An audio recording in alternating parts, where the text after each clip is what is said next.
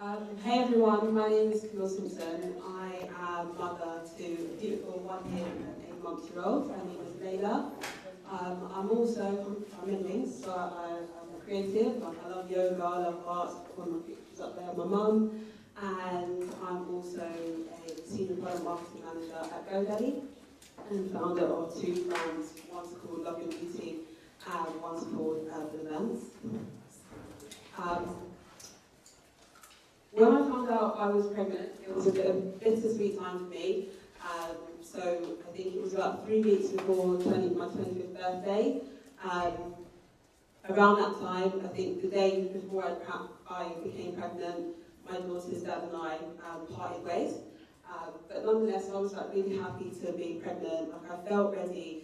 Up until the point that about 3 weeks before I had my baby, 3 weeks before I found out I was pregnant, I sat with my mum and dad. They're separated, and I got them together, and I wanted to talk about things that had happened in my childhood, and really just kind of going through that healing process. So instinctively, I must have known that I was pregnant because I was trying to move forward and evolve as a woman. Through my pregnancy, I had a great time. So my work was really supportive. They fed me, so I literally go to work, have free breakfast, and 2 lunch, and come home, have dinner, have multitudes of dinner. So I was really happy, I was really relaxed for the most part. I did have morning sickness from the beginning quite severely, so that was horrid. But eventually I got over that, and just had quite a good pregnancy overall. I'd say the hardest part was 4 weeks before I was due to give birth. So my daughter decided that she was going to turn in my stomach. So she was sitting sideways, so her legs were kind of going over her front. So I shouldn't be surprised now because she was walking at 7 months. So she was obviously quite active from quite early. And I also caught an infection. So I was in hospital over Christmas, on Christmas Day, waking up, taking meds and going home for family dinner, and then coming back to the hospital and continuing my medication. So that's my journey, and then I guess a week later I had a C-section. It was a scheduled one, so obviously I wasn't allowed to have an actual birth. So yeah, I gave birth on the 2nd of January 2018 to my little girl. It was an overwhelming and really joyous time for me, like just being able to see her face, her little feet, that newborn smell that most of you guys who've had children probably know about. And I was just overwhelmed with joy and happiness. I remember the first time breastfeeding, so I was like to the nurse, there's nothing coming out here, and she explained to me that it's colostrum and it's the thick milk. I couldn't see anything, but she assured me that my baby was getting milk, and in a few days it would come through. And yeah, when the milk did come through, it was a flood, literally. Like it was the first time that I had experienced having big boobs. So that was new to me, and my body was going through this change, and I was constantly producing milk, to the point where my friend came around one day, and I remember her pushing my boobs until it was so blocked, trying to get all the milk out. I'd say I loved breastfeeding from the start of my journey. It was definitely tiring at times, especially because I had a C-section, and I had to self-medicate to get the needles to thin my blood, and just that adapting to the sleepless nights and getting up constantly. It was a challenge, but I think breastfeeding kind of made that all worthwhile, and the fact that I could see my baby getting the benefits of the milk, and like Marlene was saying, just seeing her growth from the size of, being this small to growing so big just off the breast milk was just amazing to see that my milk was able to do that for her. And so I had a really great 12 months on maternity leave. I would go out with Layla after probably about 6 months, about 3 or 4 months. I would go out, we'd go to days out, go to parks, and I feel comfortable being able to breastfeed, just having like a shawl over me. Westfield I thought was really good, and they've got the kind of changing areas where you can feed your baby, so I was kind of found that was quite nice going to Westfield and being able to do that. And I guess when it came to the point where I knew I had to go back to work, I was quite nervous because I was thinking, how am I going to stop breastfeeding?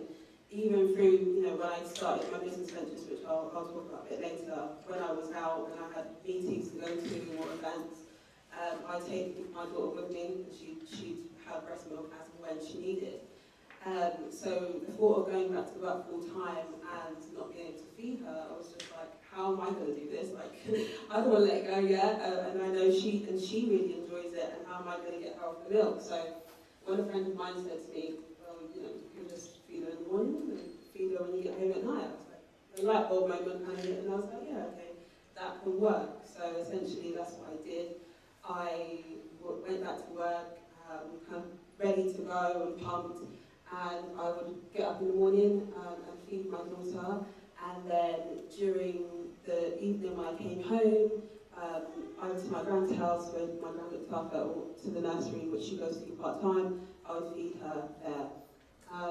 And I'd say that the nursery were quite good and kind of allowed me to just go into the environment and they've got cameras in there, but there's a little space where I could go into like a play area and just feed her once she finished nursery. So that was really great. Moving on, so that's just me breastfeeding, my little girl. And I just want to quickly talk about my business ventures. So I have two brands. One is called Urban Events. It's essentially a ticketing platform for you to find like events and networking, fashion, creative arts and music. So I run that, I have a few clients, and I promote events, and a lot of people have gone to those events, which is great. And I also have a brand called Lovely Beauty. Essentially, well, I started for two reasons. One was because of my love of lipsticks. I wanted to basically have my own brand of lipsticks at some point. So I kind of, while I was on maternity, I set out to find a manufacturer, do my own branding, and to create my own lipstick brand, which I launched in August 2018. And also, just on my own journey a couple of years back, just really trying to find myself, understand what self-love means to me, and how I go about doing that in my daily life, and doing the things that I'm passionate about, essentially. And so, what we do basically is just to provide events for women and to come and to network, to really think about self-love, how to grow and evolve. We have workshops, a lot of speakers come down. It's really a networking session, and obviously sell the products as well, which allow me to feel beautiful on the outside. So I guess in terms of how I thought this was balance and act, because I guess in terms of how I do balance it all, a lot of it has been through me setting goals and clear vision, and just really thinking about balancing my mind, my body, and my spirit. So when it comes to mentally looking after myself, like I read a lot. I don't really watch TV that much anymore. I've stopped watching things that I feel quite violent and negative. I try and do a lot for myself, like in terms of just making sure that my cup's full and to be able to impart that onto my daughter. One of the things that I learned early on when I was breastfeeding is where in that time where it was quite new and it was maybe a bit stressful because I just had my C-section. I realised that when I was stressed, and that would kind of manifest in my daughter, where I was being a bit upside down. So I think I really tried to make sure that I was balanced, so that I could make sure that she had the right energy when I was feeding her. So yeah, that's just a bit about me and my businesses. So this is some of our events that we do, and the lipsticks as well. So yeah, I think my breastfeeding journey has been great so far. Like, I'm still breastfeeding, so I'm 19. She's 19 months now, and I'm still breastfeeding her. I don't know when I'm going to stop. I'm kind of waiting to see how it pans out. I feel like she's at the end of the stages of breastfeeding, because she's getting to the point where she perhaps doesn't, she can come home from nursery and she's not running up to me and saying, "What are you doing?" and trying to pull my top down. But at the same time, like I really can see the benefits of it. It's been great for her. Like I remember when she would get sick, and I would breastfeed her, and then I would get sick, and then my body would produce those antibodies to heal her, and that was just amazing, just to see that the breast milk could do that, and just the bonding and the connection that we made through that period. I remember about 2-3 months in, and I was breastfeeding her, and I just looked at her, and she looked at me, and it was just like, "You're the woman that I've been sitting in for 9 months." It was that kind of recognition, and that was just so nice to see that I was able to do that through my breast milk. So that's pretty much my journey. And yeah, I just want to thank you guys for listening to me talk for a little bit. And thank you to Ruth for inviting me here.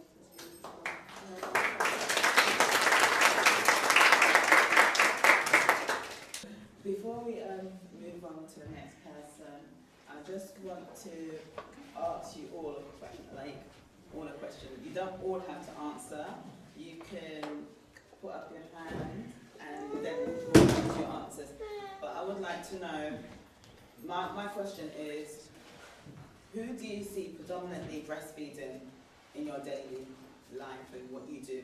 If it's at work, if it's through your travel, or if it's at the park, who would you generally see breastfeeding? If it's to do with the age or the race, who do you see mostly breastfeeding? Or even on the TV? Would you? Yeah, I mean, for me, it's mainly white women between the ages of about 32 and 38. Roughly, that's the most common. I mean, I live in Muswell Hill, so it's quite a white populated area, so that tends to be more likely. Although on Instagram, that's where you see the younger mums, and you do see more women of colour on Instagram and on social media, but in real life it tends to be older white women. Okay, thank you, Emma. And My name's Alison. Alison. Mostly, but not all, white middle class women from 30 to 45 is mostly who I see. I mean, I just do everything, but that's generally what I'm mostly seeing. If you're in cafes and things, that's mostly. Yeah. Anyone else?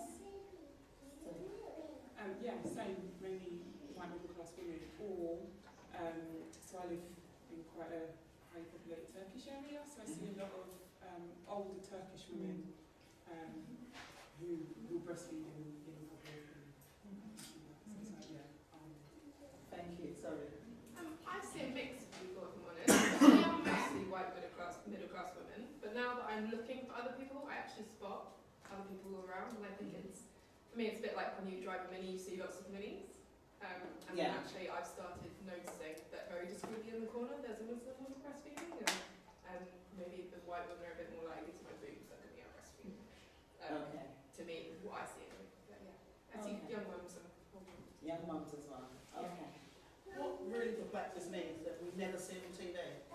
Like, when you're watching a program, you see it occasionally, it might pop up, but you see a character, if you like what you're saying, you see a character, they go through the whole conception, they fall pregnant, they have a baby, and then this baby is just never crying for milk. You sometimes see it with a bottle, they're arguing over it, they're crying over the sleepless night. Why are these women not, you've gone to the effort of going through writing a storyline and giving these women a bump for 9 months, making them realistic, but then they fall at the last hurdle. You never see someone going, "Oh yeah, I'm just gonna go and nip upstairs and breastfeed the baby," and they go play cards. Or you never see them going, "Oh no, I can't have any more coffee because it affects my." I think that, I don't know if it's because it's men that are writing the storylines or they're scared of pushback from people, but why are we not seeing it on news? Why are we not seeing it them panning around a shopping centre and seeing, it seems really weird, like it's this unspoken rule that women breastfeed, but we can't show on TV. But as well, like a lot of shows come from America, and it's like a huge pumping culture yeah. because they go back to work quite early. Yeah. So they, Yeah. like, the storylines are always But about I want to pumping. see someone sitting in, like, I don't know, EastEnders, Yeah. pumping, go in the background, sort of turning the TV up because they're trying to watch. Yeah, some people just really It's like that. Like, the amount of times my husband looked at me and he's gone, oh, I hate that pump. They just put his headphones on. It's true. I must say that they have had breastfeeding on, because I listen to Radio 4 quite a bit, and it's middle class.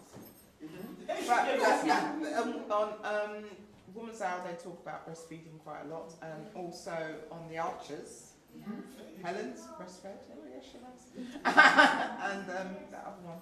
But that's like it's targeted at white. But like, again, it's yes, you're right. White middle class. Like, I don't think I've ever listened to Radio 4 in my life. I might do now. Yeah. No, Why does it have to be on Women's Hour? Why can't it just be exactly. on the general radio? Why does it have to be in the Archers where, you know, you're sitting down of an evening and you draw the curtains and you throw a log on the fire and listen to the Archers? It's not. It should be part of everyday culture. Your dinner It should be. actually. Every day. Yeah, it should be on, I don't know, Kiss FM, in between, like... Absolutely. It's true, because as I was going to say, every day there's babies being born, thousands of them, and every day we are also having thousands of women that attempt to breastfeed. Most women attempt to breastfeed, but it's the lack of support that helps them to continue, or the lack of knowledge that helps them to If you continue. just saw... But even in adverts, even on the telly or on the radio, between, like these little adverts between things, to see, you see, oh, if you want to move on to your you don't hear, like, oh, breastfeeding's really good, this is breastfeeding week. But there's on TV, that would make it more normal, like breast pads, bras. Why are they not doing it? It's Because I think that because they can't make money from it. There's no money. It's money. but there is something. well, yeah, it's a bit. Products around it, but Yeah, actual and- milk and Yeah, it's no one can profit You from know, it. people like flashy things. A lot of people like flashy things. What's meant to be cool and what's meant to be nice, and that's what they want to put on TV and make it look all glossy. So if you got a real glamorous mum that says she wants to breastfeed, they might do something about it because now it's glamorous. But to just sell breast pads or breast bras like for breastfeeding, they don't seem as glamorous. And glamour sells, sex sells, and sex sells is one of the reasons why we don't see breastfeeding. Yeah, but our NHS system is being depleted, and they're not using things like natural childbirth or NHS or breastfeeding to promote the immune system of our young. that's it, exactly. You're paying out lots of money for drugs. I mean, the pharma companies are getting all the money. To be honest, what it is that the NHS is not really making money from breast milk. No. They got a job to do, and what they can do is save money in regards to saving lives with mums breastfeeding more. But then what happens is that they don't get to give the medication out. So if you want to, it's a bit controversial. Yeah. Also as well, it's very fast flow in the hospital. It's very, very fast flow. So the main thing is to keep you alive, get you in, get you out.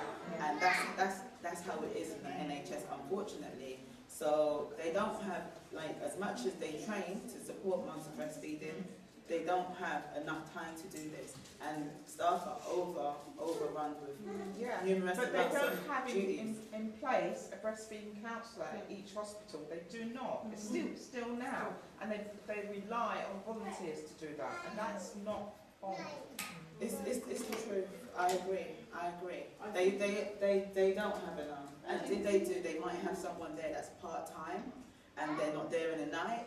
They should have it as a 24-hour service and also one person to do the whole maternity unit is not enough. No. So there's a lot of issues. There's a lot of issues all over with breastfeeding. We all know this. And what you said in regards to that you see when like the white women, middle class women will be out there with their breasts, and then the Muslim women will be there, the other race will be there, but they'll be hiding.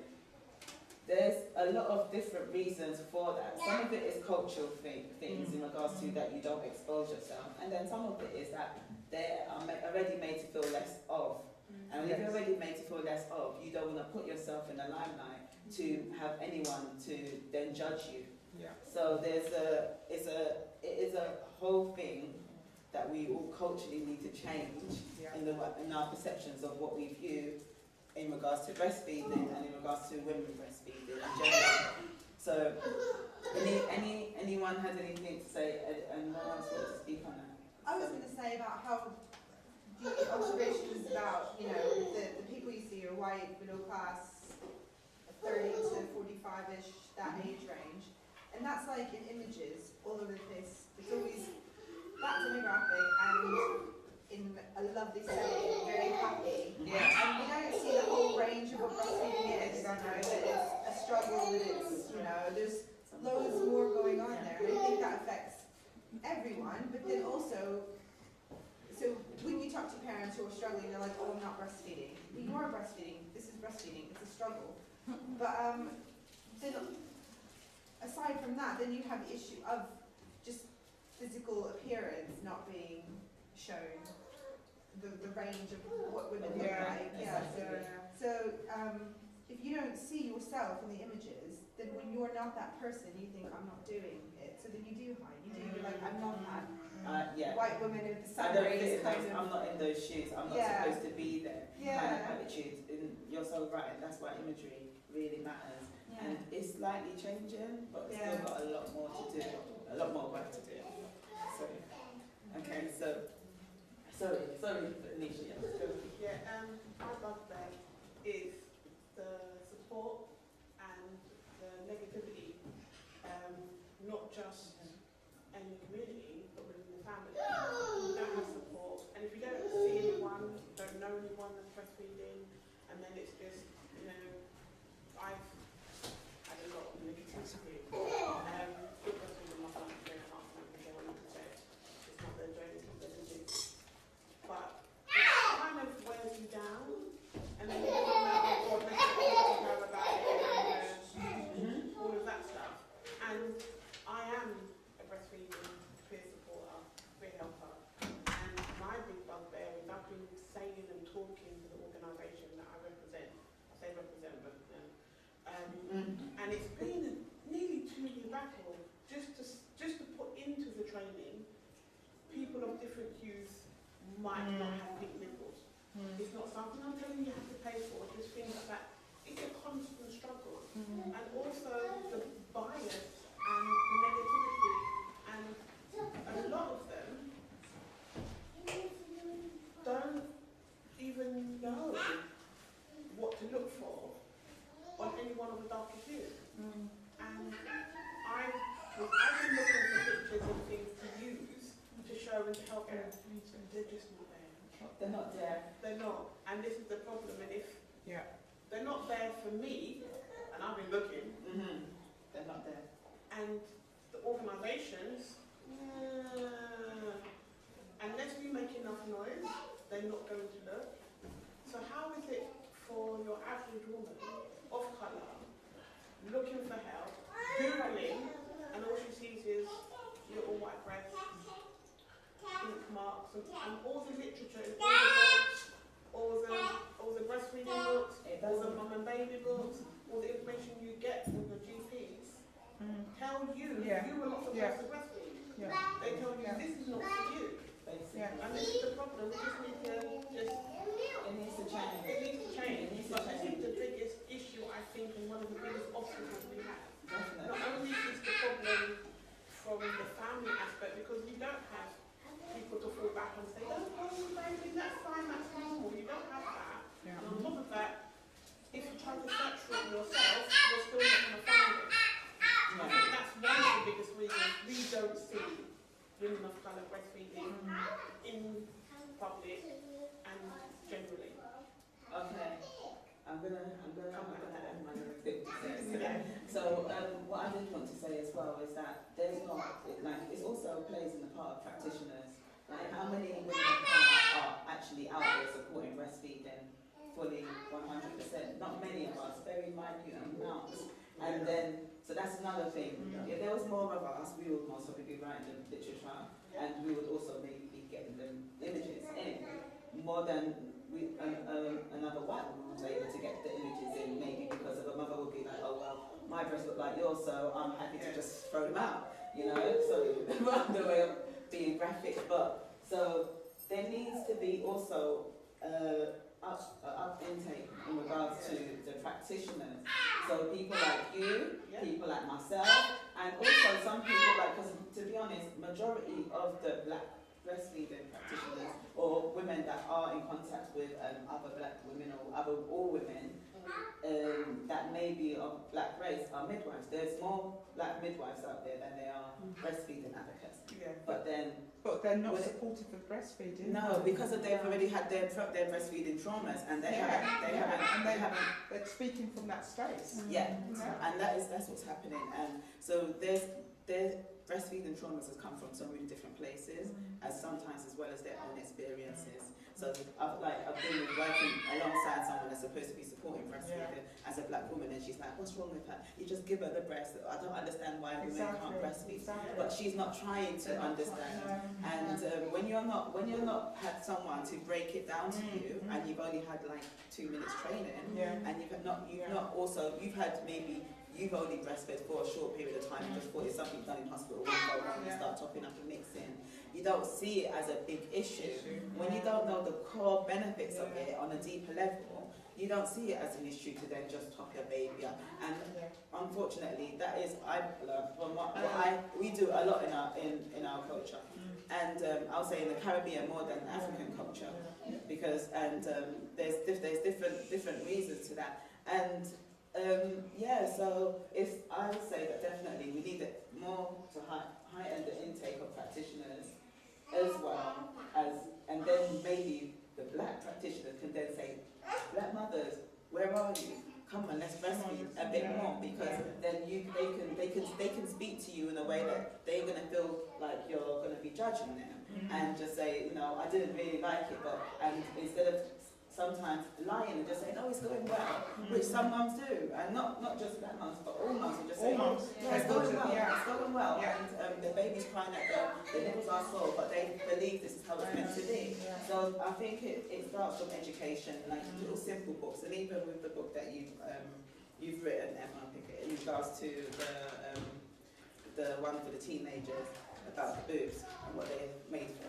And it's very important to start the literature from young, so we can change our perception. I was going to say about advertising. So I'm pregnant with my first child, and you know, you get the hospital packs with your folder and all that kind of thing. What's in there is discounts for baby formula, and you know, adverts for all this. We're trying to work on things like that, but what it is that there's still a lot of mums that be like, oh, you get little freebies. So they're also the ones that like it are entitled to gain that information. That's big pharma. I used to work with BMA actually before I had my children. I worked with the BMA, and I was the one putting those packs, doing those packs, and I didn't know because I was young. I was like 20 odd doing those packs, and it wasn't until I had my own children I was like, what the hell? What's this for? You know, and go into hospitals. Ridiculous. And the other thing that I was just wanted to touch on as well, and you may have done it already, is about body image, and I think for a lot of women, you know, somebody said, one of the speakers said, after she had her baby, she had really big breasts and she'd never experienced that before, and I think that's something that a lot of women experience, you know, after they've had their child. And for some women it's a really lovely thing, and they don't want to lose that. And so it's, well, I'm not going to breastfeed because my body now, I've got big full breasts, so I'm going to allow my child to take it. And I've heard people say those sorts of things. Really? Nature's going to take their breasts anyway. They're trying to blame their Gravity's going to take over that. Baby, the milk comes in regardless. It comes in, and it does, and your breasts do grow and enlarge. And if you're not breastfeeding your baby, eventually they're going to shrink back. But what's happened, there's already been stretch. So nature itself, through pregnancy, through your breast filling up after pregnancy, so postnatally, and also with years going by and gravity. Just genetics. And genetics. People don't even have babies. They're 80 years old. And, How many 80-year-olds do you see with perky boobs? Exactly. Just like, Exactly. Well, actually. Exactly. And the thing is, it's like, but if they, like, a lot of the people that do say these things, they don't really know the levels of the benefits of not just for baby, but also for themselves. And within the Black community, we suffer like with the most illnesses all over. Like, it's worse within our community, and the babies are dying at the highest rates. And I think if it was flagged out to them, and then having this knowledge, that they would also take up breastfeeding or try to learn more about it, I guess. But Yes. what I find, I'm part of quite a few Black spaces, Black communities online, where everybody is woke. But if they see a picture of a woman breastfeeding, they will literally lose their minds. They're like, that's disgusting. What? Seriously? Yeah, I've seen it's mainly Black men. They're like, oh, they got their titties out in public. And it's, I think it's mums need to start pulling their sons up on it. They're here to do it. But we need to be going like into the schools and talking about it that way. But like we said, breastfeeding, we've got the highest rate. Why are we not hearing? Why are we only hearing about this now? Really, it's only made its way into the media in the last couple of months, where these little statistics keep popping up. Why has it not been mainstream for ages? They were pushing this whole a couple of years ago. You know, if you're Asian or Black, you're more likely to get diabetes. They've known that for ages. We've had the adverts on the tube. I remember seeing them, the little waist thing. Why are we not? How are babies dying in the Black community? Nobody's actually addressed it properly. Well, no one's addressed it because sometimes it could be something that is not anything they've looked into. There's not much data out there, and they've never felt the need to look into it. It's when, like, to be honest, I used to be in the NHS. I think if I was doing the NHS, I would have known the statistics myself, because they don't share that information in there. So what's happened is that I went and I trained and I'm a doula now. So then I'm on social media. I'm learning more, not only on social, also in a lot of different birth groups, and also as a doula, we do deep research into everything. Like, so anything that comes up, we do a deeper level of research in regards to finding out all the statistics. And so when you feel something is flagged up or something is questioned, then my thing in regards to breastfeeding, the reason why I did my deeper research, because Black Breastfeeding Week is celebrated over in the US, and that's how I learned about it. And then I done my research and I thought, oh, like, it's like I checked it out over here and I was like firstly I just spoke about it in general. I just done like one really like quick video. It was like a voice recording, and I was actually cooking dinner for my kids, and I just like, oh, I've got to do something for Black Breastfeeding Week because I've got this information, I need to share something. And then I did the Black Breastfeeding event last year, and then this one this year. So I'm hoping that it's not just going to be me, that's just the only person that's going to be talking about this topic. It is a very sensitive topic in regards to some people will be like, will give dirt about it and be like, why do we need it? Like, every mother needs support with breastfeeding. Yes, every mother does need support, but looking at the statistics, and if you see the different differentiations, then you would know. But if it doesn't affect you, sometimes some people are not so interested if it doesn't affect them. But then if it does affect you, like this could have been me. I could like, to be honest, my mum breastfed me. I'm lucky, and I think that's maybe because I remember being breastfed. So I think that's maybe something to do with my passion with breastfeeding as well. And then, but like in regards to what I do, and when I got into breastfeeding, and then being Black, and then thinking that I felt that I could speak about it, and there's not much Black breastfeeding practitioners that know this information as well. So I don't see, to be honest, I don't see a white woman go to pick it up straight away and go hold it on her head and say, I'm going to bring out Black Breastfeeding Week, because then she's going to get a lot of stick for it. And even though she's trying to do something good, it's a lot of pressure in general. So if I talk on this topic, I'm less likely to, from my community, to get the stick from me. Don't get it wrong, I get it from everywhere else. And even sometimes from our other community, they'll be like, oh, why does it have to be Black something?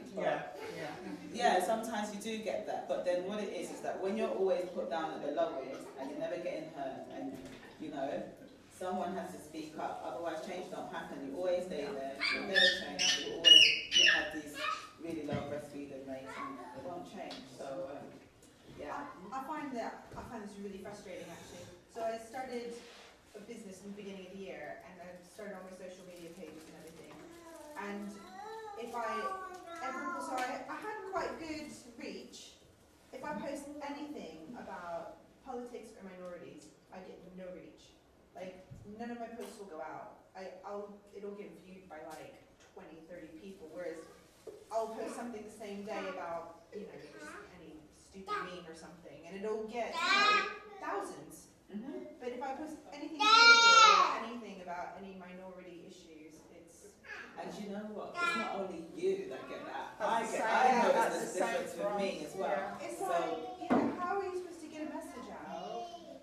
I did play with words once to try and put in like white message words to kind of like I did Meghan Markle. I did Meghan Markle and made it kind of like and then was actually talking about black maternal and infant mortality, but I sort of brought her name into it, so then it got a bit more reach. But you gotta read, like, if you don't. So are you saying that the algorithm is picking up those keywords and not showing it to as many people? I think so. Or is it that it shows it to your first 10% and none of those people really engage, and therefore it doesn't go to the next tier? I think it's algorithms. I think because the people that tend to like my posts are people that are already on board. So they wouldn't be they're resonating seeing with it the in their message. newsfeed. Yeah, I think it goes out into their newsfeed because they already maybe like things that fall into that category. But then other people, I can't reach them because it just, I don't think it's even showing up in their newsfeed. Right. Sorry to interrupt. There's something relevant to what you're saying, Janelle, about on Facebook there is a rule, an official rule, to do with promoting posts, and it says if you are promoting a post that is not multicultural, if you're promoting a post that is trying to raise the profile of one particular group in society, Facebook will not allow you to promote that post. So we did this photo campaign recently called Feed On, where we tried to get photographs across the UK of people breastfeeding from different backgrounds, and we really needed to make sure we targeted certain populations who were underrepresented. And in our adverts, we actually said we're particularly looking for mums of colour and you know, from Asian backgrounds. Facebook sent us a message to say we're not allowing you to promote this post because we believe that it's against our multicultural policy. So I'd be really interested to know. I mean, when we rewrote the post to say we're just looking for any mums breastfeeding, we were allowed to promote those ones. So if there's you're investment in the status yes, quo remaining. specifically, I took a photograph of their message and put it on my Instagram yesterday because I was talking to Venetia about this. So if you were an organisation, a Black Breastfeeding organisation, I don't think you'd be allowed to promote. Waste your time. That's why you have a lot of black closed groups. And you find that people use a lot of coded language then, which then segregates a huge part of people as well. But there is a lot of coded language to get around that, but not everybody's up to date with it, and it's a minefield. Me personally, this is why I don't like using Facebook. I think it's very much stacked against ethnic minorities. It's stacked. Unless it's making them money, or you know, I don't really want to see. I like a good video, but I don't want to see videos like of cats dancing. You know, I want to go on there and network. If I set up a business, I don't think I would be using Facebook as my main media. I'm sure we would redirect. You have a page, but it's like you have to redirect them to your website. And as me and Tess were saying on the car way down, a lot of people are stepping away from Facebook because of that, because it's, you know, part of this empire of controlling. I don't think people, in 5-10 years' time, I don't think Facebook will be very much more than a glorified YouTube where people can chat. So I think it's more a case of if you want to start doing businesses, having your own website, and then you can post what you like, then it's not, I don't think it's safe at all. I don't think it's a safe place for black people either. Because by the same token, you're there inhibiting posts that are directly people of colour, but how can I go online and report a picture of Gollywog and Facebook go, that's not offensive. Now that is my purpose. That's where it says to me. If you look up the gollywog, what gollywog is, someone's making gollywogs, someone's selling gollywogs. I report that. That's it racist. That you can't put people of colour. That's rubbish. Absolute rubbish. And then afterwards, so we that's a whole and they're selling we've got to that. think about who's the head of Facebook and these forums. Yeah. And then I won't co-sign it like that. I won't be going and using it as a platform for my business. When I set up my business, I'll use it to redirect people to my website. But I won't. It's censorship, and people can't see it. If you direct away from Facebook, they won't share your posts either. Yeah. It's like, oh, banging your head. Facebook jumping, Facebook jumping. Yeah. But it's helping me right now because I'm doing Facebook Live.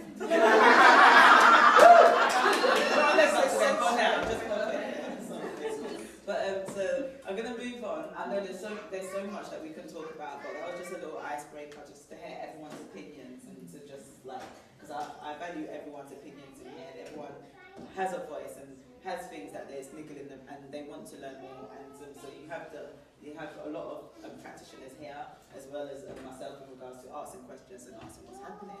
So now we're going to move on to the next speaker, which is Nahanda, and she's going to speak to you today about spirituality and breastfeeding. So she will come in and introduce herself. Thank you, Ruth. Thank you for having me. Thank you for your patience. I had technical issues before lunch, so I hope you enjoyed lunch. So yeah, as Ruth said, my name is Nahanda Truscott-Reed, and I'm just going to start my recording on here. Bear with me 1 second.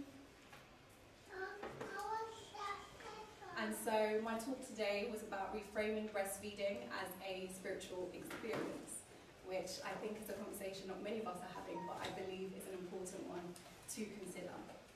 So, who am I? So I'm a mother of 2. I have a daughter who's 4 and I have a son who's 1.5. And motherhood really opened my whole world. And so it led me on the path to become a holistic wellness coach. I founded Soul Mama, which is supporting women through the transition of motherhood.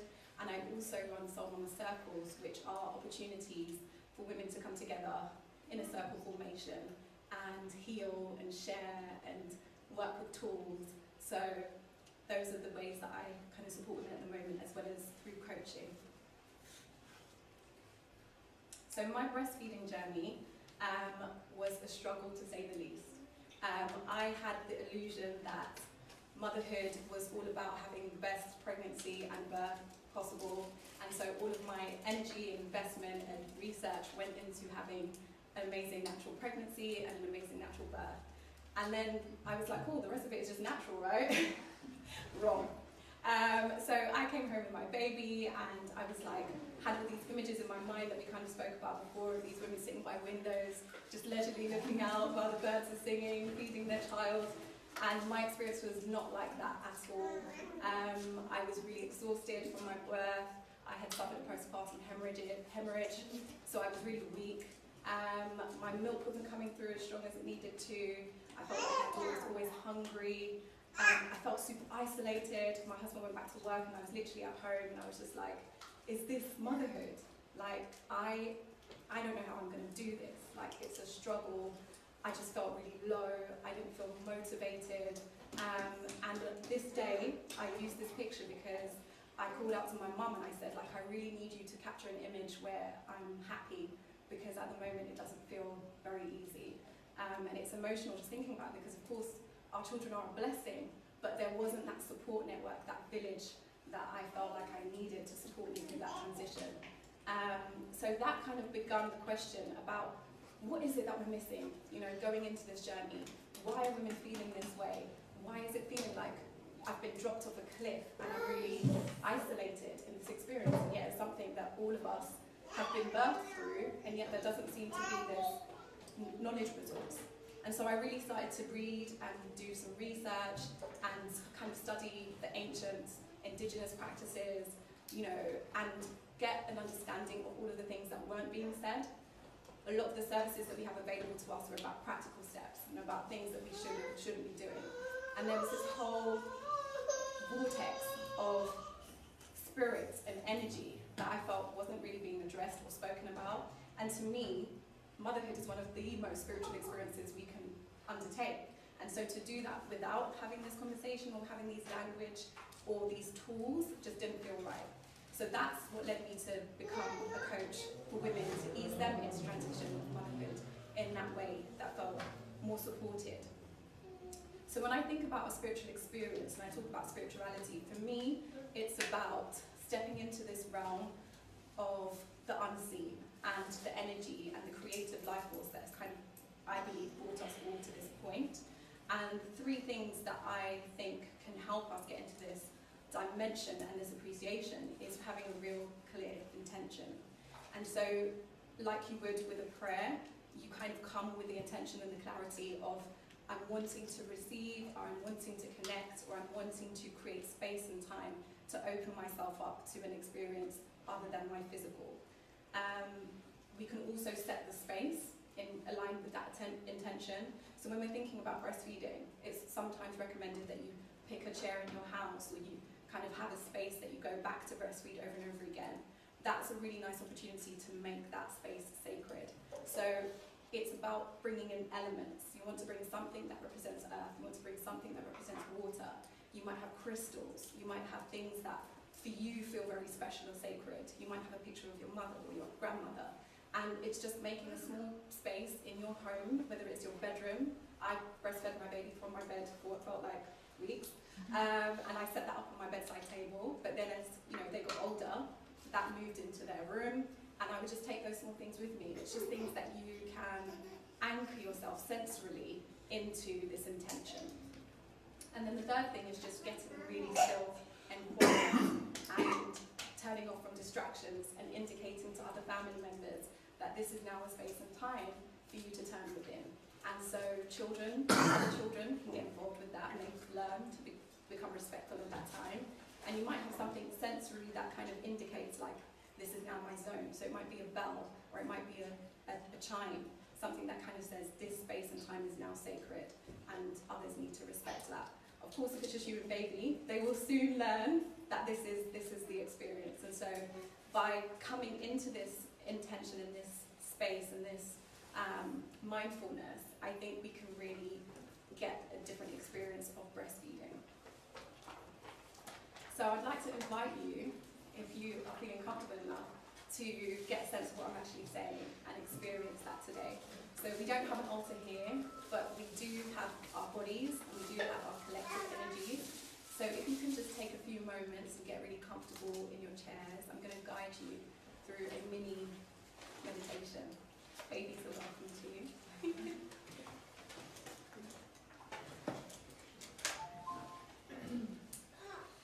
So if you feel comfortable, I invite you to close your eyes. I'll be closing mine and you can just tune into the sound of my voice. And I just want you to start with 3 cleansing breaths.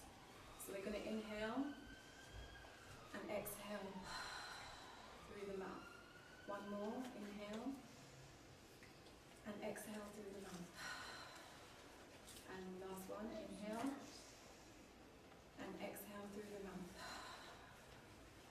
And we're just calling into ourselves now all of our energy. So letting go of anything that's kind of led you to this point in this moment, in this day. And we're just bringing into us now this presence and this awareness. And now on every inhale in your own time, I want you to imagine that there's a white healing light that's coming down through the crown of your head. So every time you inhale, that light is coming down through the crown. And every time you exhale, you push that light down into your body. So it goes through your throat, through your heart, through your stomach, into your womb. And every inhale, this light is getting brighter and stronger. And it's bringing with it healing and love. And this energy you start to feel permeating your whole body. And even on the exhales, you might start to feel your shoulders drop. And your eyes are just resting, closed. Your breathing might start to slow. And this light is just brightening in intensity. And it's going down now through your womb into your seat bones. And I want you to feel the weight of yourself just sitting in the chair at the moment. Feel that groundedness. And from the bottom of your seat bones, I want you to imagine some roots. Some roots beginning to form and grow downwards. And it's going to go down deep into the floor of this building. And they're going to continue going down. Down through the foundations of this building. Down into the fertile, dark earth. And these roots, as they go deep, they're grounding you, they are anchoring you, and they are feeding you. We are connecting now to the power of our mother, the Mother Earth. And as the roots go deep, they also go wide. And you realize in this moment that you are connected, that you are life itself, that you are connected to nature, that we are connected to our mother, we are connected to source. And as the roots go wide, you start to imagine now every other woman in this moment who has ever breastfed their baby, and the moments that they have had to sit here with their child in the same space, giving of themselves in the same sacrifice. And you imagine all of those women sending their love and their energy to you. It might even be that you imagine your mother, it might be that you imagine your grandmother, but there is a collective village, a circle, a tribe of women around you who have all breastfed their children, and you realise that you are not alone. You are connected. You are connected in your essence to every woman who has gone before you, every mother who is now present. You are connected and you are supported.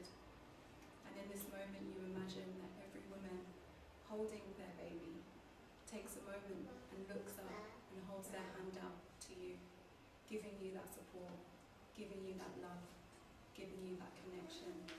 And you know that in this moment there's nothing else that you need to do, that you are enough, that you are in peace, that you are loved. And you collect all of this love, this light, this energy, this healing, and you start to pull it back into yourself now. Back from these women, back through the earth, back up through the roots, back up into your seat bones, back up into your womb, back up into your heart space. And from your heart space, that light and those roots and that energy and that healing abound. And I just want you to sit for a few moments in this visualization, just feeling that radiation, feeling that love, feeling that healing. And it would be at this time, if you were breastfeeding a child, that you would be projecting that love and that healing and that light into that child carrying the breast milk. And so in another deep breath, I'd like you to open your eyes, come back to the room. How are you feeling now? And just call out to me. Anybody?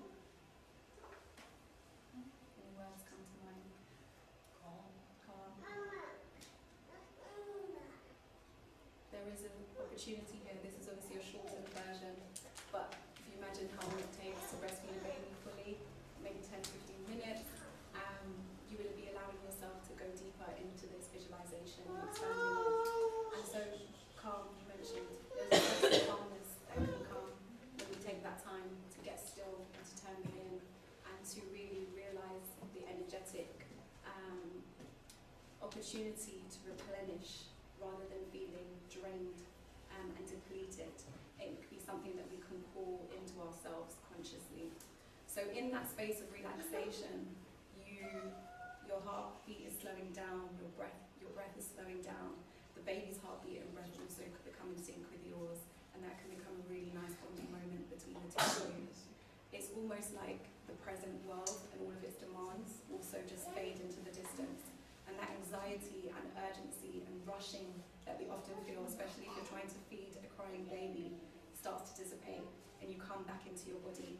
And so the oxytocin, the hormones, the love hormones, all of that is flowing more freely through you, which allows the milk to let down quicker. It actually can increase your breast milk flow if that has been a problem for you. And it just brings in this feeling of connection and non-separateness to the world, to each other, which I think for many isolated mothers can only be a good thing. And it starts that habit of mindful eating for the baby. Instead of it being a space of disconnect and distraction, they realise that when we're feeding, we're just feeding. And so that's a really good habit to kind of anchor for them in their lives going forward. And the best benefit, and what I felt for myself and what I see in the women that I support, is that it gives you more energy. We feel so depleted and exhausted often because we're giving from an empty space. Either we're dehydrated, or we're not nourished enough, or we're not giving ourselves the space and time to actually rest and recuperate. And Lord knows with the new baby that's hard, right? But these moments where you're breastfeeding anyway provide that natural opportunity to just have a pause and a break in the day for the two of you. So I had a son, well, he's a year and a half now, and with all of my learning and training and application of these kind of spiritual tools, I just had a complete night and day experience. Breastfeeding was still a challenge in the early days. My son had a tongue tie, but I knew that I had the spiritual tools within me to be able to overcome those challenges in a much better frame of mind. And I knew that I could still hold on to this connectedness and the support and the resource of this kind of spiritual network almost. So he fed for a year until he naturally weaned himself, and breastfeeding went from the moment that I dreaded to the moment that I really looked forward to. It became a really special bonding time. So when we're thinking about making breastfeeding a spiritual practice, obviously when we're thinking about any spiritual practice, the thing that is required is our discipline and commitment and our patience. And that's what we need to master breastfeeding anyway. We're needing that commitment, we're needing to kind of persevere, we're needing to keep coming and showing up. And we need to have that patience and kindness towards ourselves. So I hope I've been able to show the parallels between approaching a spiritual journey, creating space in your home and your life for spiritual practice, and breastfeeding being the perfect opportunity to do that and deepen that experience. So many of us are used to this image on the left. You know, we think being a good mother is how much can you do whilst you are breastfeeding. You're on the phone, you're cooking, you're trying to drink, you're trying to feed another child maybe, and breastfeeding becomes a secondary activity to whatever else is happening. And I'm inviting us all here today, either ourselves or the women that we're supporting, to change breastfeeding from being this experience of burnout and depletion to being one of breastfeeding bliss. So just to come back to the three things that we need to remember, it's having that intention, it's having that clarity of purpose and understanding the opportunity that motherhood and breastfeeding is even providing for us. It's making some small efforts to make the space sacred of where you are breastfeeding, and it's taking that time and that space to open to spirit and the bountiful resources that come. So thank you for listening. I am Soul Mama Coach on Instagram. You can also email me, info@mahandatrust.read. I do have a longer version of that breastfeeding meditation which goes a bit deeper. So if any of you would like to receive that either for yourselves or for women that you're supporting, I'll be happy to email it to you. And if anyone's free to come to the Soul Mama Circle, one should happen in 5 weeks. They're in South London, but again, all of the details are on Instagram. Thankfully, those conversations about Facebook are kind of confirmed that I don't need to do Facebook maybe. But that's where I'm at for the moment. So thank you for listening. Thank you for going with me on the journey. If anyone has any questions, Would you say that this is more something you would do when you're not having those intense struggles in the early days? Would you wait until you're a bit more like... I think they help you through the struggles. Yeah. It's literally being able to have, in the same way that hypnobirthing prepares you for whatever birth unfolds, is having the spiritual tools and understanding and technology to be able to ride the struggle. So actually, women who are experiencing struggle, I believe that kind of tapping into the powers of visualization, you can really program your body to respond in positive ways rather than focusing on the struggle and the challenge of being in that vibration of there's a problem, there's something I need to do to fix it. Yeah. You're getting back into a space of, okay, well, let me yield, let me surrender, let me allow. And it's in that space that milk flows. Yeah. So I really believe it can help through the struggles. So would you counsel women antenatally on using these practices so that when the baby's born and you start your breastfeeding journey, you kind of already have Exactly. Yeah, so I work from preconception. I believe that it's never too early to start preparing for the journey of motherhood. I believe a lot of the healing that happens in those first few months can be begun before, and it's coming into that conscious awareness of any trauma that you're carrying, any negative beliefs, any fears, and to start to shine a light on that as early as possible can only be a good thing. So from preconception through pregnancy and postpartum, definitely it's never too late or too early to start engaging with some of these modalities. Yes. Would you say that becoming a mother was started your spiritual journey, or was you always? So I was on a spiritual path before. I would say yoga and meditation and kind of reading and rituals were all something that I was really familiar with and used in my life. But I kind of thought that motherhood meant that I couldn't do it in the ways that I was anymore. Like being able to show up in my yoga practice in the way that I was used to was not going to happen. So motherhood was the opportunity to transform it into a way that was actually practical and useful for my life as it shifted. But it was tools that I was aware of before. However, a lot of women that I work with now have never used any of these tools, but it's still the perfect time for them to begin. How do you find it transitioning people who are not spiritual in that way? They will, obviously with your name, there's going to be something spiritual there, but getting people to take it on board fully and really immerse themselves to benefit from it, because you can get someone who's sitting there, just their eyes are closed but they're not. Is it something that you work with people over a course of a couple of weeks? Yeah. So I do extended programs where people have gone from never meditating, not even knowing what that means. A lot of the language is unfamiliar to them, and by the end of that time together, I'm going to work over 3 months, and they feel confident in working with those tools independently. So for me, my whole goal is that women have things that they can employ in their daily lives, in ways that work for them and their families. If it's just theory, it's not serving anyone. So I have had some challenges around people wondering if it conflicts with their religious beliefs. Culturally, sometimes there's a bit of fear or anticipation about it, and I think that's why it's so important to bring back the kind of cultural origins of a lot of these things. People see yoga as being something that's outside, that we're stepping into, but yoga began in Africa.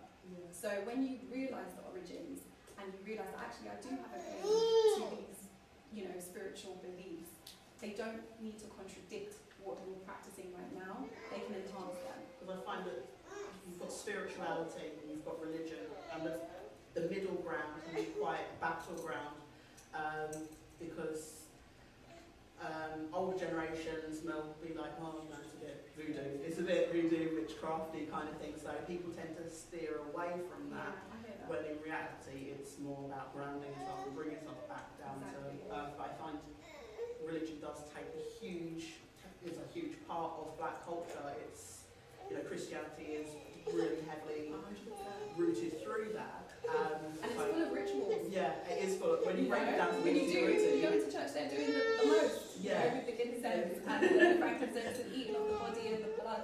That is ritual. Yeah. It's just become packaged in a way that we've come to accept it and digest it. So I think when we have the openness and awareness to be able to understand that there isn't any contradiction, what we're doing here is opening to source, we're opening to spirit, we're connecting with nature. It could be as simple as going and sitting on the grass and grounding yourself. It doesn't have to look a particular way, it's just finding things that resonate with you, that build into your belief system, and that can help anchor you in that balance and alignment for yourself and for your own energy. And I think when women experience it for themselves, I do some of this work in Circle, and women have not maybe tried that before, and when they actually feel the benefits of the meditation, of the movement, the chanting, whatever, then they begin to employ it. Sometimes you have to feel it first to really know. Thank you. Thank you. It sounds really daft, but I've been in this field for kind of 10, 15 years. I've never ever heard of anyone focusing on the breastfeeding session itself as a time for meditation and visualization. So thank you for putting that idea in my head. It just seems bizarre that that's never been. I've heard people talking about it outside the session, but never actually using the session itself. I think that's really, really powerful. I just wondered whether you had any thoughts about a second time mum or a third time mum, how she could use some of these tools if she's not able to get that quiet space? Yeah, so the way that I do it is I make it the bedtime, I make it a part of the bedtime routine. So that's the time where we're winding down naturally anyway. You know, there's no screens, we're all coming into quiet space, it's after bath time, where you would sit down and read a story. Then I say, now we're going to do a visualization. And so my daughter, who's 4, now knows like, oh, okay, I'm lying in the bed and we're going to go through this. So it's become natural to her because it's something we've always done. And so when I am breastfeeding, I'm now not breastfeeding my son, but when I was breastfeeding my son before bed, that would still be our time, but I would be vocalizing it so that she could also benefit. And it just helped set her into a really nice space before sleep as well. So it can definitely be something that can be done to include kids. But you know, if there's any child-free time where it's just you and baby, then of course you might want to make that the hour or the window that you might kind of go deeper into that practice as an inward, introspective kind of opportunity. Wow, thank you. You're welcome. Thank you all for your time. I'm going to hang around for a little while if you do have any further questions. Was there any over there? Okay, yeah, so I think we're done. Thank you guys.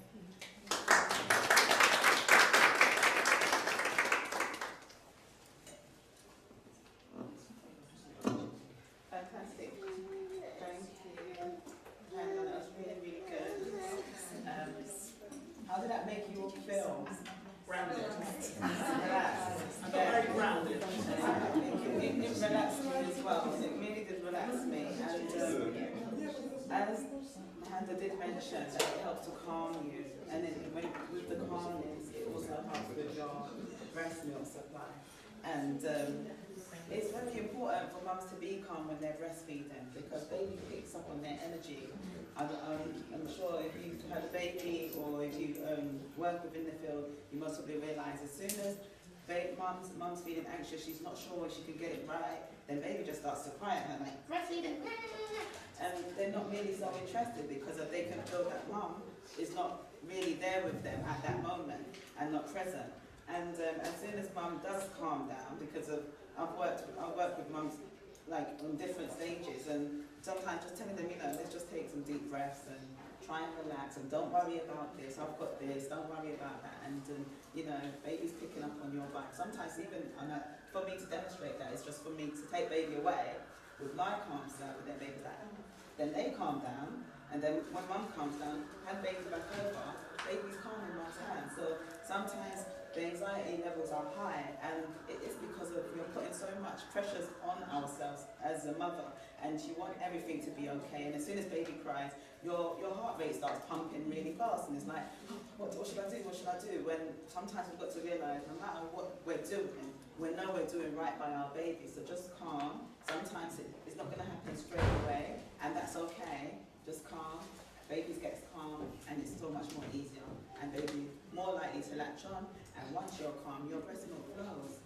When you're all uptight and feeling anxious, it slows down just a little, and then baby can feel the difference within the flow. So then that's why baby starts poking your breast and trying to let you know.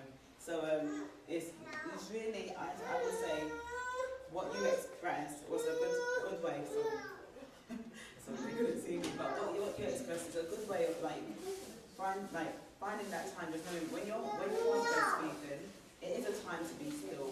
As a mother, but especially straight after birth, you need that time to be still to heal. And breastfeeding is wonderfully made to make you rest and to make you stop and have that moment.